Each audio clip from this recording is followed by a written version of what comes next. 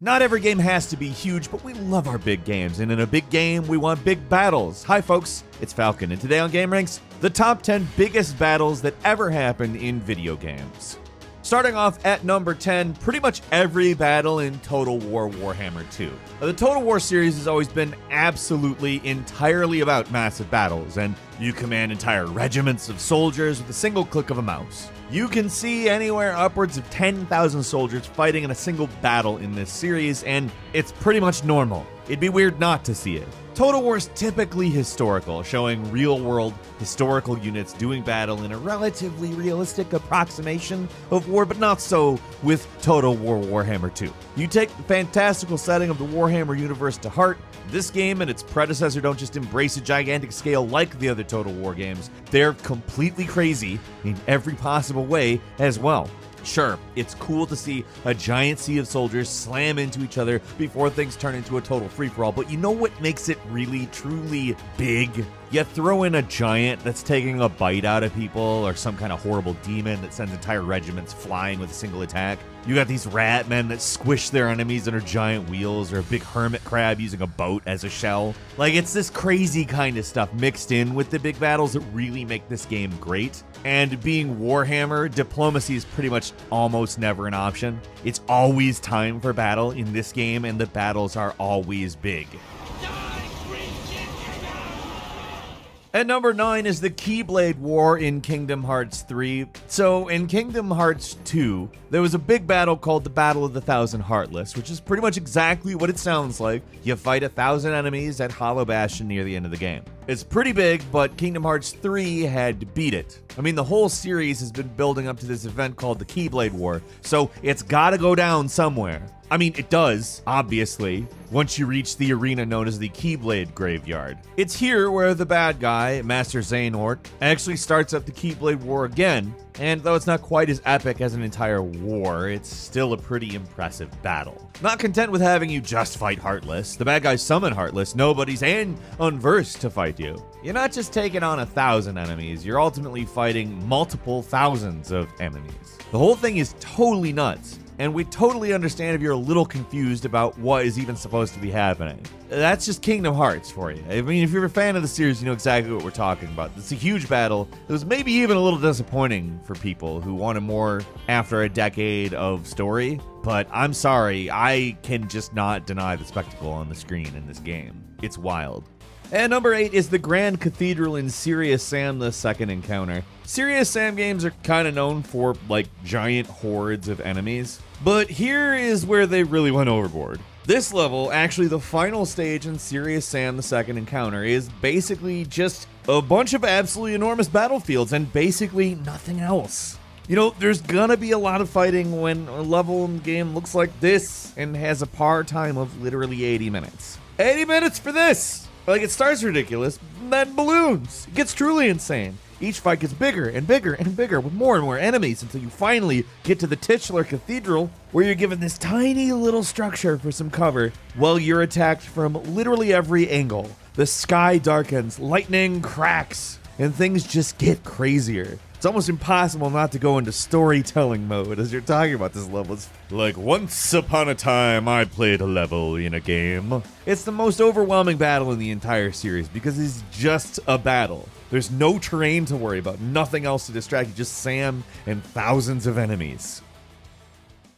And number 7 is the battle at the Fukuoka docks in Yakuza 5. Kiryu is the ultimate Yakuza badass, no doubt there. Basically every problem in the world of Yakuza is solved by punching it, and he is phenomenal at punching stuff. This battle that happens near the end of Chapter 4 in Yakuza 5 is just absolutely nuts. What happens is that Kiryu, being the nice guy he is trying to stop a war between the local Yamagasa clan and the Tojo clan. Being that he was a former chairman of the Tojo clan, it's a long story. He tries to use that authority to get the two sides to stand down, but, you know, they attack anyway, which leads to this wild, lopsided battle. Like, you're immediately swarmed by dozens of goons ready to kick your ass, and you have to beat up a lot of them. If the battle stopped there, I don't know that it would be enough to make it onto this list, but on top of the giant army of guys you have to fight, a few dudes decide to whip out rocket launchers, which is definitely overkill. But wait, there's more. There's guys with submachine guns as well. The only reason it ends is because one of the bad guys doesn't want you to die because they want to fight you one-on-one because, you know, insane. For being the biggest battle in a series all about crazy battles, the Fukuoka Docks gets a spot on this list. And number 6 is the final chapter of Heavenly Sword, which is not the most fondly remembered game from the PlayStation 3, but it did have some really impressive battles in it. Mostly what I'm talking about is at the beginning and the end of the game. In both cases, you play as Nariko, fighting off the forces of King Bohan, the hilariously grotesque bad guy played by Gollum himself, Andy Serkis. Using the Heavenly Sword, you easily tear through Bohan's armies, taking out what looks like dozens of them in a single swing. You can also command the catapults in a visually impressive but kind of awkward sequence that forces you to use the 6-axis gyros to control the trajectory of catapult shots. Remember when I said it's not the most fondly remembered game on PlayStation 3? It's not because the game itself is bad, but it's because of stuff like that. But as far as final battles go, this one's pretty epic. Maybe not the most fun to control, but it's really impressive and ultimately fun.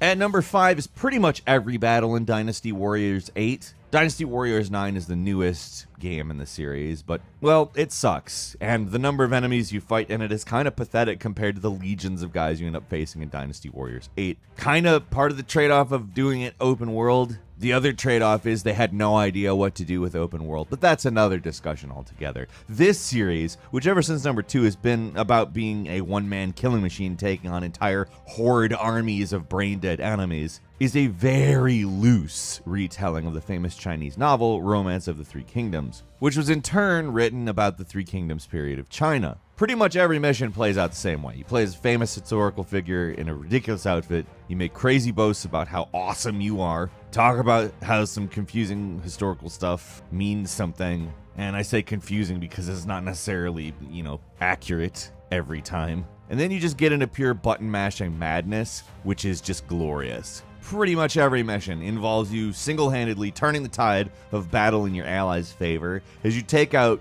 key commanders, you'll have sections of battle where your soldiers are losing, and there's obviously little sub-missions that can give your forces the upper hand as well. And the game is kind of all about time management, keeping track of your objectives during the chaos of battle, knowing the right place to go to keep your allies from being overwhelmed. The action's fairly basic, but it's the scale that makes these games so good. And if you want to win, it's going to take more than just standing in place and slashing every enemy you see anyways. It's a whole battlefield. You do have to think some. Dynasty Warriors games are all about battles, but this game is it's the big one. At number 4 is World of Conflict, one of the coolest RTS games ever, where you play out an alternate history scenario that sees the Soviet Union invade the United States and attempt to draw the U.S. out of an ongoing war in Europe. You play as a small collection of soldiers gathered from around the Seattle area to defend a key city. If the Russians get it, they'll push into Colorado, gain access to a nuclear arsenal that is stationed there. So it's up to you to hold them off until the main US force arrives. Easier said than done, let's just say. What starts as a careful approach to dealing with a small Soviet recon force balloons into this massive scorched earth battle where tons of tanks are just evaporated in seconds. It's a total meat grinder that leaves this town that looks nice and idyllic and very American, look more like a post-apocalyptic wasteland when you leave. It is an epic battle, and it's hard not to feel like an absolute hero by the time it's over, At number 3 is the Battle of BR5RB in EVE Online, otherwise known as the Bloodbath of R5RB. EVE Online is a massively multiplayer game set mainly in space, and it's mostly known for how it allows players to interact and change the nature of the game world. The economy is entirely player-driven. People make real money playing this game. They run newspapers and corporations in the game, and there's actually stuff at stake. You can boil the game down to a free market free-for-all where player-run corporations basically battle it out for in-game domination. and make real money, like I said. It costs actual money to buy spaceships in EVE Online, and the most expensive can go for around 9,000 real-world dollars. So we're talking big stakes. In most games, if you die, you might lose a bit of progress, maybe have to run back to the spot you died to regain some lost items. In EVE Online, if you die, you might see a massive investment go up in smoke. Like, there's a case that you could make that you could file for unemployment if you lost in EVE Online. I don't know if it would work, but there is a case you could make. We're saying all this so you understand that this battle wasn't just a massive battle. It was, for sure.